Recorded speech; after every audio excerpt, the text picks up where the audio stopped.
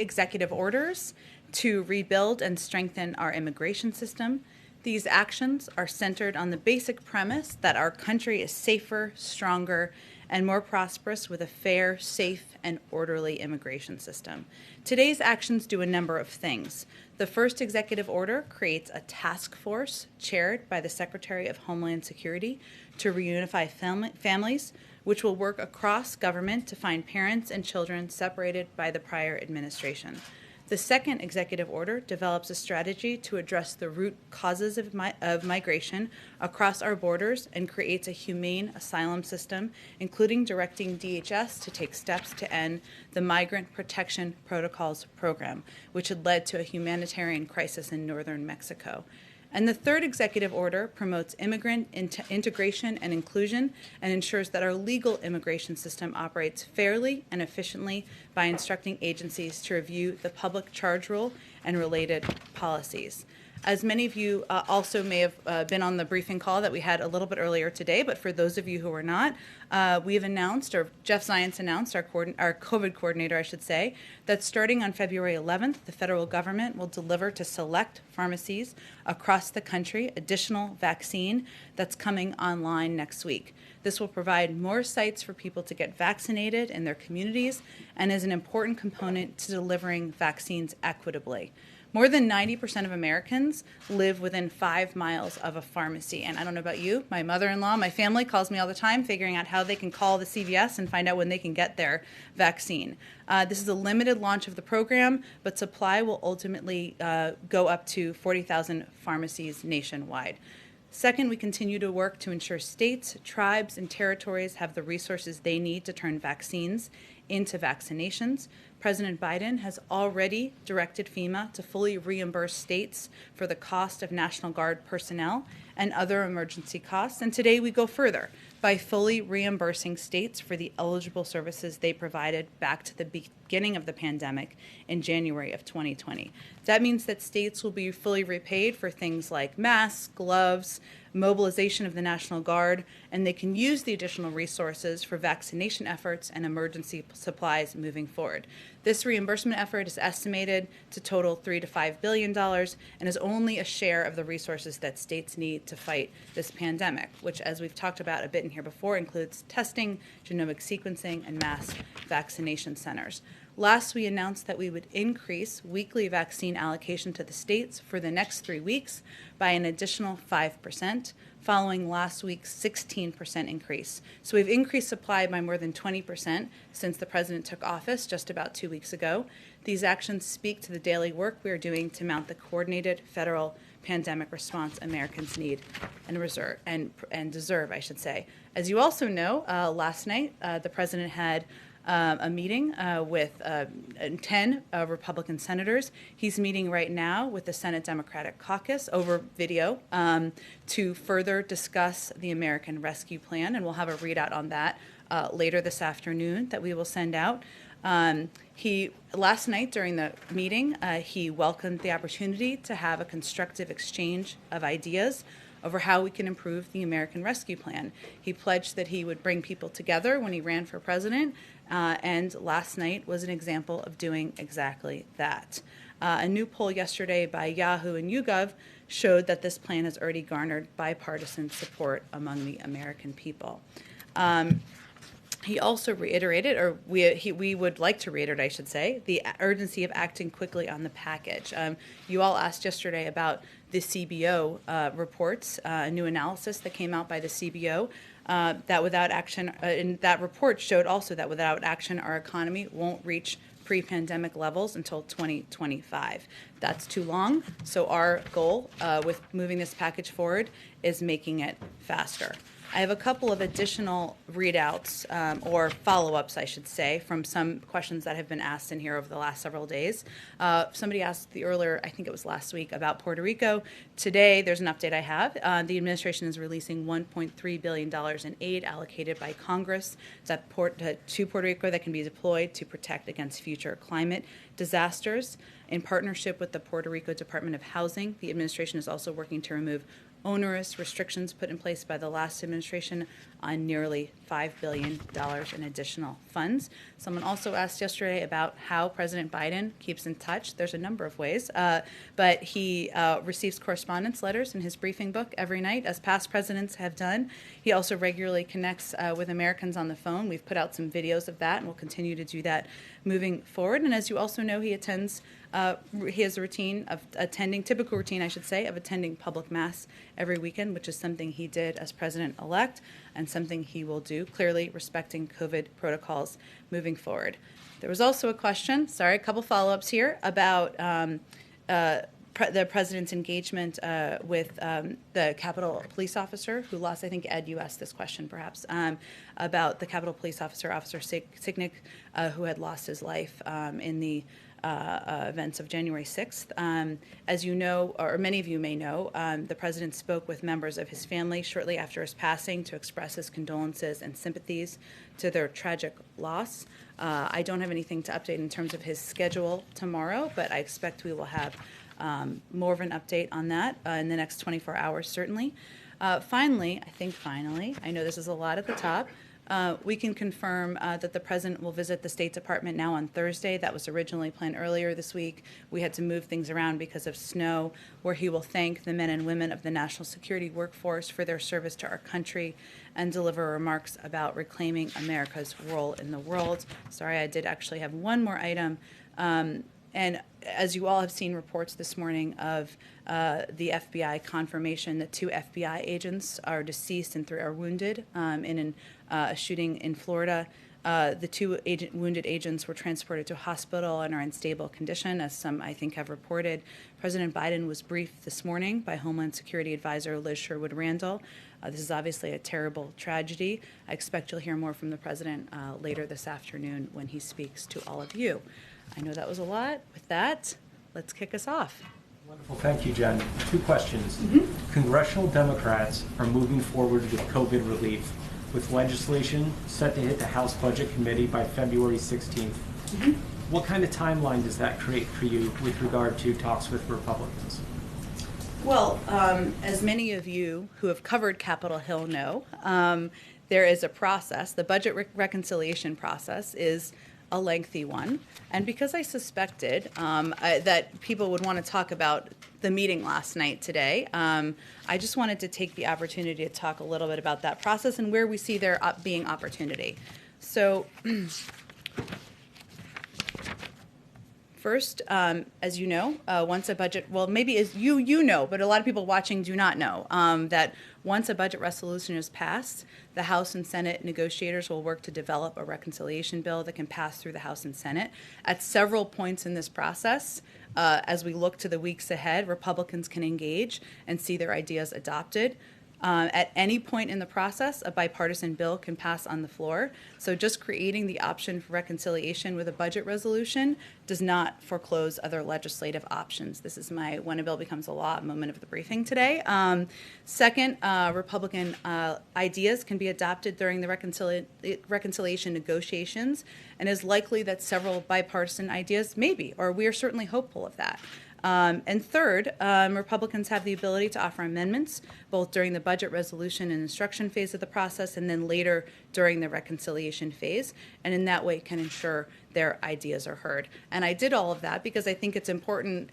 There's been some misunderstanding about how this process works, and I think there was some view that the final vote was this week. You all know that's not the case. There is some time. That's why the president is in great gauging, why he did with Republicans last night, Democrats today, and why he's conveyed that he would like to continue doing that in the days ahead. Secondly, Moscow court sentenced Alexei Navalny to prison for 2.5 years for violating his probation for going to Germany to recuperate from being poisoned. Does the White House plan any additional steps in response? Well, Josh, you may not have seen this because I think it just came out, but Secretary of State Tony Blinken put out a statement in response to the sentencing. I will just let me reiterate some of the pieces from here. We are deeply concerned by Russian authorities' decision, I should say, to sentence opposition figure Alexei Navalny. Like every Russian citizen, Mr. Navalny is entitled to the rights provided in the Russian Constitution, and Russia has international obligations to respect equality before the law and the rights to freedom of expression and peaceful assembly. We reiterate our call for the Russian government to immediately, unconditionally release Mr. Navalny, as well as the hundreds of other Russian citizens wrongfully detained in recent weeks for exercising their rights. I will say so to your specific question. There is an ongoing review. We announced, I think it was early last week, of a number of the reported or concerning actions, I should say, by the Russian government, which includes the treatment of Alexei Navalny. It includes a full assessment of the SolarWinds hack. It includes a review of the reports around bounties on troops. It also includes reports of an assessment of engagement in the 2020 election. That's an ongoing review by the National Security Team. When they conclude that will launch, a policy process to determine what steps we will take from here. Go ahead. On the relief bill, Democrats are obviously moving ahead with this process. You all are still hopeful that you can get bipartisan support, but you've also made it clear that you're not going to slim down this bill significantly. So where right now is the greatest potential for compromise to try and achieve that bipartisanship? Well, you're right, Mary, that I think, and this was evident in the discussion last night. It was, as we said in our readout, and I think as Senator Collins also said, it was civil, it was constructive. This is how democracy should work. We should be engaging. Democrats and Republicans should be engaging with each other, but there certainly is a gap between where we are and where the Republican proposal that was discussed last night was. There are some, bottom lines, I think, the president has, which he has conveyed in the meeting last night and reiterated to us this morning, which is, to put it simply or accessibly for people, he believes a married couple, let's say they're in Scranton, just for the sake of argument. One is working as a nurse, the other is a teacher making $120,000 a year, should get a check. That's in his plan. In the plan presented by Republicans, they would not get a check. And his view is that at this point in our country, when 1 in 7 American families don't have enough food to eat, we need to make sure people get the relief they need and are not left behind. As was also a part of our readout last night, there was a discussion, there's some technical follow-up where there's opportunity to discuss issues like small business, issues like COVID relief. I'm not suggesting a reduction, I'm suggesting how to do it effectively. And those technical discussions at a staff level will be part of what's ongoing over the next couple of days. But the president's bottom line is that this is a package. The risk here, as he has said many times, is not going too big. It is going too small. That continues to be his belief, and that's why he supports the efforts by Leader Schumer, and Speaker Pelosi to move this package forward. If I can ask a question on impeachment. The impeachment managers have now laid out their case. Trump's team is leaving open the door, it seems, to arguing election fraud in the trial, to repeating the false claims that somehow Trump won the election, those same false claims that fueled the riot. Is this administration concerned that the former president's defense could incite further violence? Well, certainly watching reactions in the country, watching the potential for violence is something that we will do closely from the White House across the country, no matter what prompts it, and that's something we will certainly keep an eye on. I think in this case, as you know, there have been dozens and dozens of court cases that have been debunked. The President of the United States is sitting in the Oval Office, engaging and governing the country, and obviously we have moved forward even more than we were prior to the inauguration in proceeding in delivering on what the American people decided on in November. One quick one on immigration. Some reform advocates have criticized these actions for being reviews of certain programs, like the Remain in Mexico program, rather than cancellations.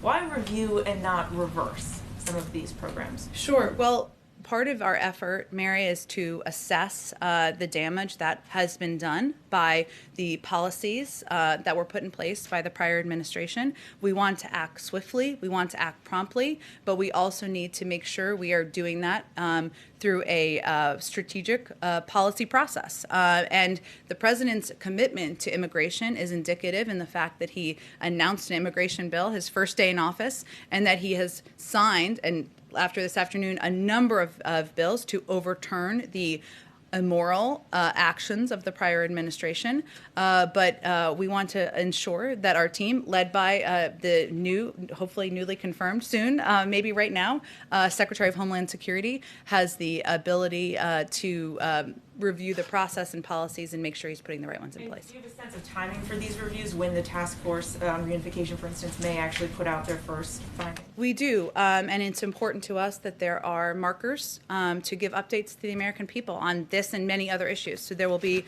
a report issued within 120 days, and then every 60 days thereafter on the progress being made. As I think you all know from covering this issue, this is very difficult. It's emotional for a lot of people for understandable reasons. And we need to find out first where all these kids are and figure out where their parents are. And so we are starting at square one here, but our team wants to ensure that we are providing an update on what progress we're being made, how it's going to be approached, and what the task force will be able to get done. Go ahead. On the same subject, and this is going to be really big news across Latin America, especially in those countries where people have come from. What is the Biden administration's message to people who may see this in the news in the next few days and think, oh, they're changing the policy, now might be a good time to go north?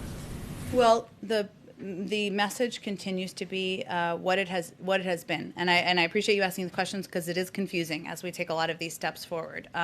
One is that this is not the time. We want to put in place an immigration process here that is humane, that is moral, that considers applications for refugees, applications for people to come into this country at the border in a way that treats people as human beings. That's going to take some time. It's not going to happen overnight.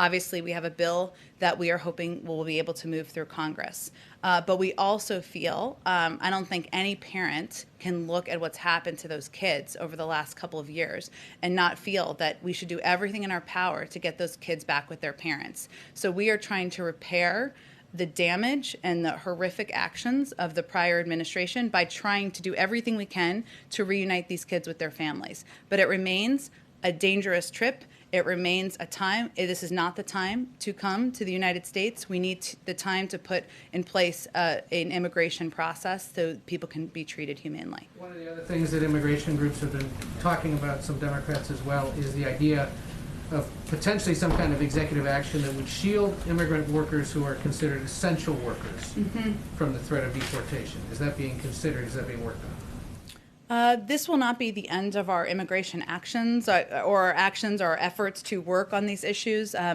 don't have anything on that policy consideration for you, though. And that was my next question. This is still being worked on. Can you give us a sense of what else may still be coming? Well, then I would be getting ahead of a policy process, which I can't do from here, Ed. But this is a priority to the president to do everything he can, obviously putting forward the bill, but also taking the executive actions he had in his power to take to overturn the immoral steps of the last administration. So that's why he's doing all of these, taking all of these steps within the first 2 weeks of being inaugurated. I suspect the answer to this one might be similar, but I want to ask it anyway. Sure.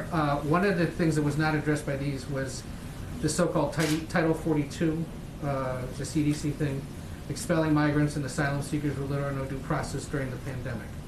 The idea that they can be sent back right away because of the pandemic. Is that up for review? And why was that not perhaps addressed right away, since it's been a concern for a lot of advocates of immigrants who are trying to come across? Certainly, I know it has been. I would just say that continuing to take policy steps to address the plight of migrant families, to do so in a humane and moral way, is a priority of this administration. We obviously are going to continue to work on the immigration bill that we've proposed to Congress. These executive actions are just part of our strategy, and if there's more to report to you on that, I'm happy to get to you directly. Go ahead. Can I follow up on the immigration question? The executive orders as have been described so far don't actually change or raise the refugee cap, which, as you know, President Trump reduced substantially.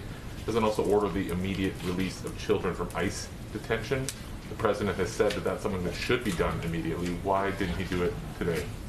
I think We're going to have more again soon in the coming days and weeks on more steps and actions that the president is interested in taking. So I'm just not going to get ahead of that right now. So you're saying he might still do it, but just isn't doing it immediately? Again, I was saying that there are additional steps the president will take, our policy teams will take, our experts will take to address immigration in a humane and moral way. There are also a number of steps that are under the purview of the Department of Homeland Security and Secretary Mayorkas, who, of course, as you know, his confirmation was a bit delayed. Some of those are going to be under his purview, and so I'd point you to them to also engage with on some of those questions. But there is more the president will have to share on refugees and other issues soon. May I ask whether the president has made a decision on keeping the scope of Space Force? Wow, Space Force. It's the plane of today. It is an interesting question. I am happy to check with our Space Force point of contact. I'm not sure who that is. I will find out and see if we have any update on that. Go ahead. Jen, a couple, start with COVID relief.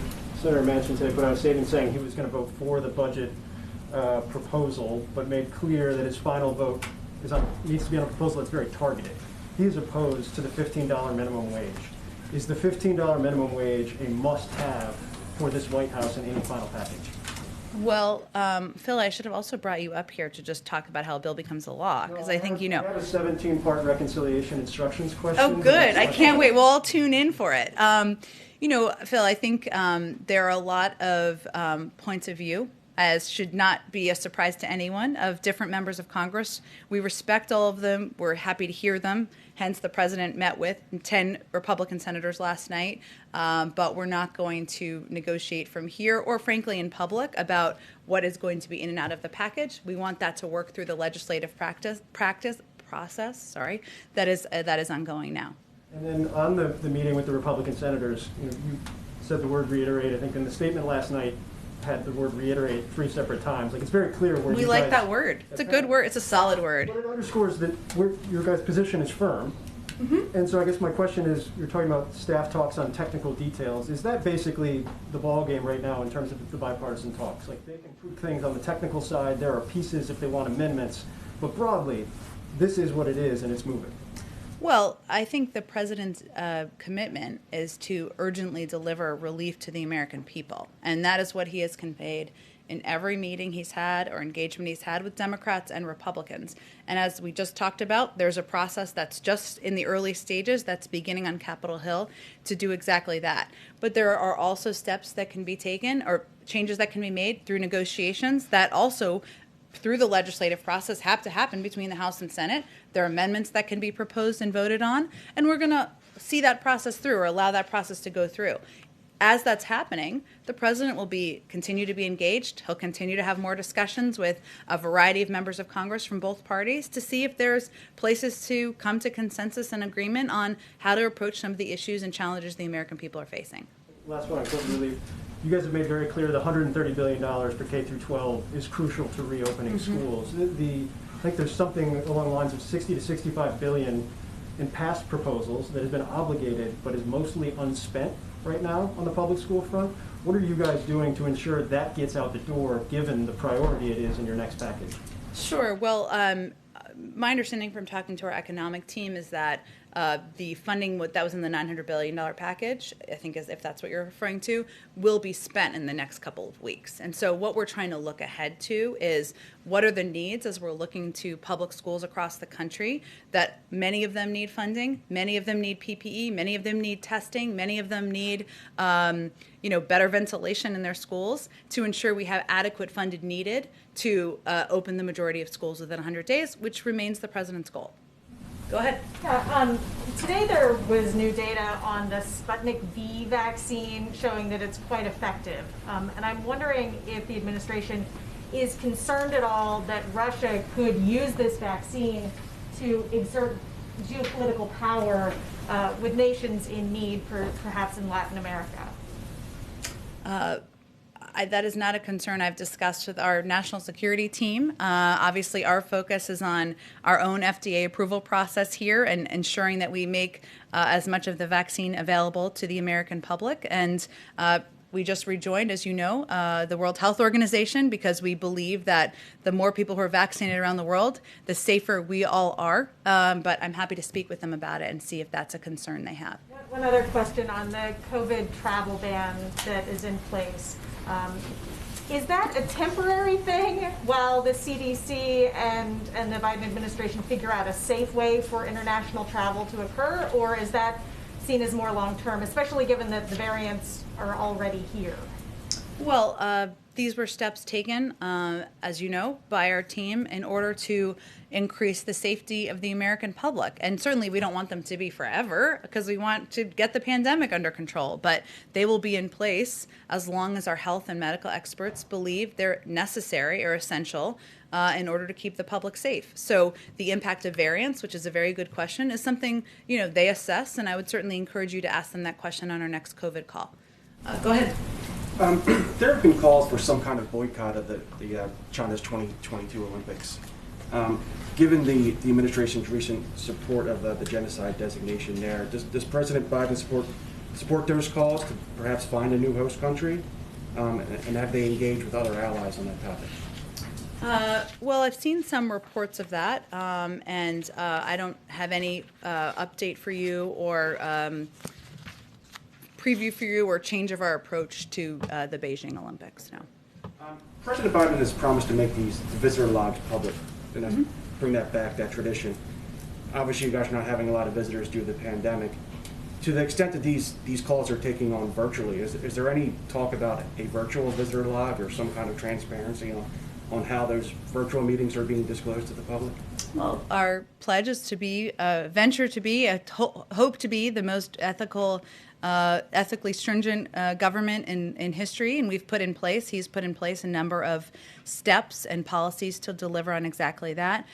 You're right that there are not currently many visitors. At some point, hopefully, there will be, and we will be returning to the release of those visitor logs. That was not the case during the prior administration. At this point, there's not a discussion of making virtual meetings part of what's released. Go ahead, Jeff. Hey, Jen. I actually have more visitor logs questions. Oh, okay. The first one is, has anybody in the administration looked at the logs from the weeks before or leading up to the January 6th riot to see if anyone connected with the riot has been in the building? You are not the first person to ask this question. It's a very interesting one, or newsworthy one, I guess I should say. I have not had a chance to talk to our team on whether we even have access to those logs. I mean, we obviously know what information is put in from visits, people who come to visit, and we have the ability to release that over the coming months. I'm not aware of an assessment of that, but I will also ask our team if we have access to them or if there's a plan to look at them. When you get back to releasing, I know under Obama they came out on like a monthly basis a few months after the date of effect. Mm-hmm. If it's possible, would you release them for the prior administration? Because there are a lot of people coming in and out of here where the public would only learn through a random media report or a camera got a picture. I'm not even sure if it's technically possible. That feels like the first question. So let me talk to our technical gurus and see what I can find out. And just one more technical thing, if you don't mind. The first impeachment, there was a lot dealing with a foreign leader call by the president to Ukraine. Is that system still intact where there's notes and records of foreign leader calls, and is anybody on NSC or anybody else looking at those? From the prior administration? Yes, like the file past foreign leader calls by the predecessor of the president. I am not aware of an assessment of those, Jeff. I think our focus is on our foreign leader calls the current president of the United States is making to global leaders in an effort to rebuild our place in the world and work on some diplomacy. Katie. Hi, I just have another question on immigration. On the Family Reunification Task Force, can you talk, I know you said you're at square one, but can you talk a little bit more about the work ahead in finding some of these kids? I think the current number, it might be higher, you can correct me, is 600 or some. And I'm also wondering if you can talk a little bit about how officials are going to evaluate cases to determine whether the families will be reunited in their home countries or if they will be allowed to stay here.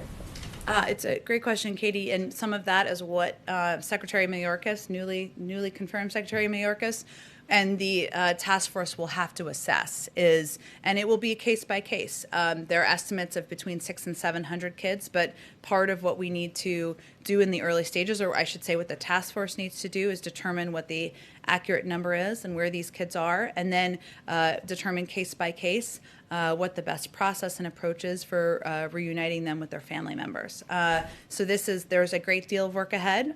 There is a team that is very committed to that work, and part of what I'm sure will be in the report around 120 days is what progress they've made on that effort. Go ahead, Nina. Does the president think cutting off aid to Myanmar's government goes far enough, or are you all looking at additional steps, and what might those be? Well, I think the State Department may have put a statement out, if I'm correct here, on the assessment made in the legal review that is calling the events in Burma a coup. So, and as you also know, and we talked about it a little bit here yesterday, but there was a releasing of there was some sanctions relief over the last several years because of steps that the government had taken toward democracy. There has been a rollback of those, and obviously looking at sanctions is a big tool that would certainly be assessed, and I think that would be the one I would focus on at this point in time. We haven't heard we haven't seen a readout of the president talking to President Xi, and I was wondering if there's something scheduled or when that might be. It's been a couple weeks? Less than 2 weeks, actually. It may seem longer to you. Our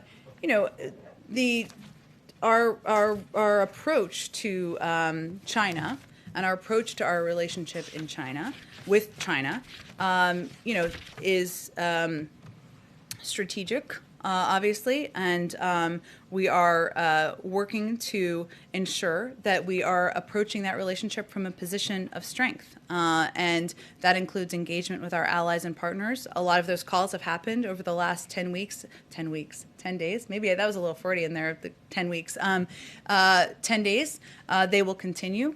And also engagements with Democrats and Republicans in Congress about the path forward. I don't have any call to predict for you at this point in time. Obviously, with Secretary of State Tony Blinken now confirmed, there are additional layers to engage with the Chinese, but we'll let you know when a call is happening, and certainly have a readout for all of you as well. Sounds a lot like the strategy is not to talk to him at this time, because you're talking about speaking to allies and making other calls first. Have they requested a call? I don't have anything more for you. I think I don't appreciate the putting words in my mouth. That wasn't what my effort was. What I was conveying is what our strategy is here from the United States, which is to work with our partners and allies and determine what the right time is. Of course, the relationship with China is going to be multi-layered. We'll deal with climate. We'll deal with the economy. We'll deal with security, and that is of course a priority to President Biden. He's spoken about it during the transition. He's spoken about it. Obviously, he's had engagements with his national security team about a range of issues, including China. We've been here less than 2 weeks, and when we have a call to read out, I'll make sure you know. Go ahead in the back. Thanks, Jen. I want to ask you a few on the rescue plan talks, and I want to follow up on a question that Phil had asked you. You had acknowledged that the gap between the administration and Republicans is wide, but the talks last night was constructive. Mm-hmm. So after the discussion in the Oval Office last night, is the number from the White House still $1.9 trillion? It is. On the issue of the minimum wage, mm-hmm. you had said that the president believes that a nurse and a teacher, a couple who makes $120,000, should get a check. So that's clearly a quote-unquote red line. I don't know if you want to describe it as that, but something that the president wants. Red line is an old term. We're not going to use it again.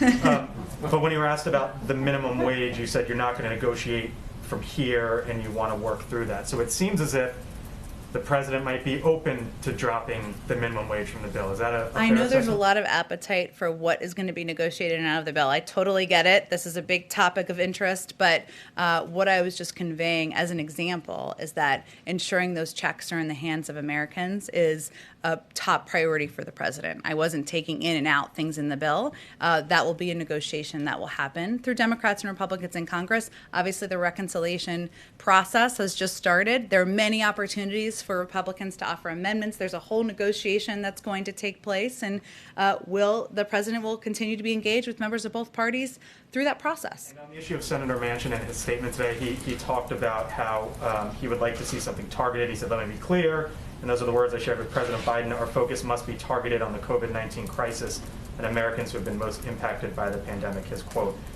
Does the White House believe that $1.9 trillion is a targeted package? Well, the size of the package was determined not for shock value, but to address the dual crises that we're facing. And that includes ensuring that millions of Americans can put food on the table. 1 in 7 American families are concerned about food security right now. It ensures that we have funding that we can reopen schools so that kids can go back to school, mothers and fathers can not worry about their kids, and ensures that people can apply for unemployment insurance. The size of the package was determined, of course, in consultation with members on the Hill, but also based on the recommendations of economists, on health experts, and that's how we came up with that number. And lastly, there's going to be a jobs report on Friday. Depending on how that jobs report looks, might that change how the White House views what needs to be in the package or not? Or you kind of believe that this is the best framework now, and that's what you're going with? I mean, if there was a jobs report that there were 10 million jobs created, that would be great news. I don't suspect that will be what the outcome of the jobs numbers will be. So no, it will not change. As we saw from the CBO numbers, which projected, I should say, that there would be growth this year. That's obviously positive, but we're digging out of a massive hole. And the challenge right now is that it's going to take years to return to the pace of economic growth that the country needs to be at. So no, I wouldn't suspect it would change things. Go ahead in the back. Thank you, Jen. A couple of follow-ups. Sure. First to Tamara's question. Governor Hogan said that there has been two more cases of the South African variant in Montgomery County and is in Maryland. And people were coming back from abroad. I mean, is that an opportunity to, are you worried? Is that an opportunity to eventually widen the travel restrictions? Well, I think what our health and medical teams do, so the CDC and others who are actual doctors, is make assessments about what steps need to be taken, whether it's masking, that, as you know, is now required on planes, or travel restrictions from certain countries in order to keep the American people safe. And certainly Worked in Maryland, obviously. Well, I don't know that it hasn't worked, because we also have prevented a number of people from coming into the country and tried to take steps to reduce the spread of COVID and also the spread of some of these variants. But they will assess steps that need to be taken based on variants. Obviously, that's something that they review on a daily basis. To Anita's question. Correct me if I'm wrong, but the president hasn't spoken yet with Prime Minister Netanyahu. He's an ally. Isn't that surprising? I don't know that it's surprising. Less than 2 weeks into an administration, he hasn't called every foreign leader yet. He certainly would love to spend more time talking to foreign leaders. That's, his first love is foreign policy. But I expect he'll continue to have additional engagements in the weeks ahead. And obviously, we have a long and abiding relationship with Israel, important security relationship. I'm sure they'll discuss that and a range of issues when they do connect. Question, Jen. Since President Clinton and President Obama made Canada the destination of the first trip, can we expect the same thing from? That was a very creative way of asking the first foreign trip question. I don't have anything to preview for you in terms of where the president will travel on his first foreign trip. I'm as eager as you all are. I love foreign travel. I will remind you that his first call was, of course, to the Prime Minister of Canada. So that is certainly affirmation of the importance of the relationship. Go ahead in the back. Yeah, thanks, Jen. One on immigration and one on jobs, if that's okay. Sure. So the president's third executive order, as I'm reading it, restoring faith in our legal immigration system and promoting integration of new Americans. Should visa applicants in the K-1, the student, E-2 visa program, should they take this as a sign that they'll be granted travel waivers to return to the United States? I know you were asked about that last week. Yeah, I was, and it is still under review. Obviously, as we talked about a little bit last week, or I don't remember if you were here that day, but But it was a question someone else asked, and married couples, as you know, are able to travel. There was a review of students and of couples who were not married. That review hasn't concluded yet. And then on jobs, given that Mayor, I guess now Secretary Buttigieg has been confirmed, when can we expect to see a detailed infrastructure plan given the potential for new job creation there? Well, we're going to officially invite Secretary Buttigieg to come to this briefing room and talk to you all about it whenever he has that to discuss, or even before then. He has been obviously working on getting confirmed, but I know he's eager to get to work, and we'll see when he has more specifics to lay out. The announcement today with respect to the vaccine, equity is a big part of that. Yes. You've been rolling out that previously. To what extent is international equity factoring in? Right now, the orders you have add up, if they all come through, which is admittedly a big if, to quite a bit more than the U.S. would need. What would you do with all that? And are you concerned that you might be boxing out less wealthy countries from getting earlier access to the vaccine? Well, that's certainly not our objective. The president's objective is to have as many vaccines. As you said, there's a lot of factors that could happen here that could prevent this from happening exactly as we've planned it. Freezers can break, trucks can break, snowstorms, as we've seen this week. We're fully aware of that. May our problem be that we have too many vaccines to put in the arms of the American people. That is not the current problem we're tracking, so that's what our first focus is going to be at this point in time. If that happens, will you distribute them to allies first on a needs basis? I certainly hope that's our challenge and our problem, and I'm sure we will be happy to discuss that if that is our issue. But as you know, we've also rejoined the World Health Organization. We want to have a seat at the table. It's important that our global community is healthy, not just our community in the United States, but we're going to focus first on ensuring the American people are vaccinated. Go ahead. Just another vaccine question. You mentioned you ramped up 16% distribution last week, and 5%. You obviously have the 1 million doses going out to the pharmacies as well. Jeff was talking about how this is a ramp up of Moderna and Pfizer. What kind of visibility are you getting into what's coming? Like, did you know the 15% was, or 16% last week was coming? Did you know the 5, like, how long in advance do you know? Did we know we could plan to announce the new? Actually announce things and kick them into gear. Yeah, well, we're working on trying to be able to have that ability and that assessment. And as governors, I'm sure will tell you, or have told many of you, that's also what they're looking at. So we're trying to get to a place where we know what's coming, so governors and local officials know what's coming to them, and they can assess where to distribute it in their states. The process is at the early stages, but our goal is certainly to have an understanding of when we'll be able to ramp up distribution to states. So, like on something like today, how many days ago did you know, okay, on Tuesday we can announce that on February 11th we've got 1 million doses going out to pharmacies? What's the turnaround on that?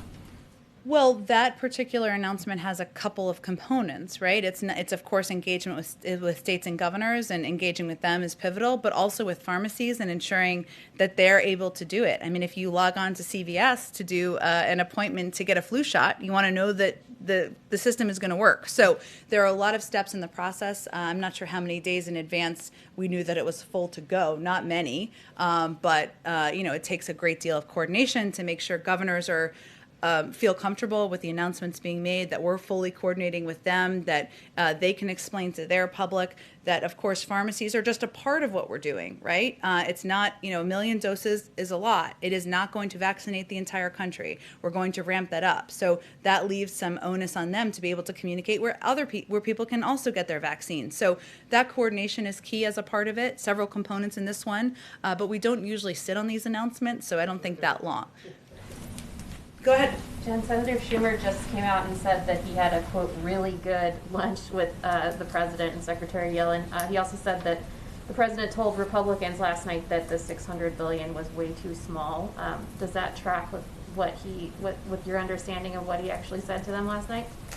Yes. I mean, the president has been clear that our risk is not having a package that's too big. It's having a package that's too small. And there have been public proposals, of course, by these senators and by others to split the package, to do a smaller package. And his view is that there are key components and funding that would be needed in order to ensure that millions of people have checks, in their hands, that we ensure people are getting those $1,400 checks, that we ensure that we are properly funding schools to reopen, that people can, that we have the funding needed to get shots in the arms of the American people. So that is not a cheap endeavor, and one that, but those key components are all a priority to the president. Go ahead, Anita.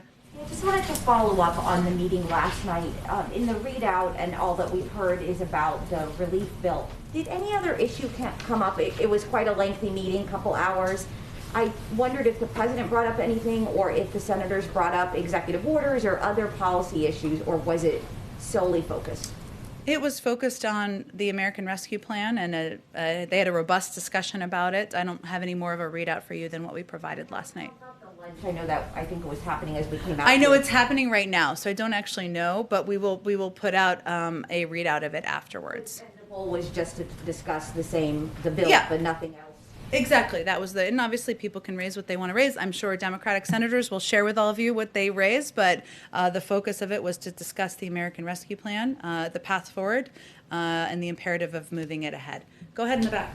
Oh, go ahead. Oh, sorry, go ahead. Okay. Is there any plan or date set for the president to address a joint session of Congress? And are you guys already working on his address? And is selling the American Rescue Package part of that, and in what way? Not yet and not yet to the first two questions. And it really depends on the timing. Of course, there's urgency, as you've heard the president say and all of us say, in moving this package forward. I think, as he also said in his primetime address when he announced the American Rescue Plan, he also has plans to announce a Build Back Better agenda, and our plans would be to do that once we are at a point where it's that can be the next priority. So it really we don't have a date yet, and depends on when that date is and what the focus will be, and not working on it quite yet. Go ahead. Yeah, so on the UAE aluminum tariff announcement, I know the president had insinuated that he wants to do a full review of former President Trump's tariffs before acting on any of those, and he, the president or the former president signed that out on December 31st. Should we take this announcement as an indication that that review is completed, or is this just a one-off instance specifically pertaining to UAE? So, as you said, and for people who are not totally as familiar with this issue as you are, I know there's a lot going on in the news. Shortly before the inauguration of President Biden, the United States lifted a 10% existing tariff under Section 232 of the Trade Expansion Act on aluminum imports for the UAE. His campaign promise included a commitment to carefully evaluating all steps taken by the previous administration on trade, as you also said, including the private deals and assurances that may have been made. As part of his campaign commitment, we are conducting an immediate review. So the review is underway of the previous administration's trade policy to determine what steps need to be taken. So that includes, decisions on tariffs, and the previous administration's decision to lift the existing tariff on the UAE under Section 230 at the last hour was made clearly in our view on the basis of foreign policy issues unrelated to trade. So it's all a part of the ongoing review. Thank you, Jen. Great. Thanks, everyone. See you tomorrow.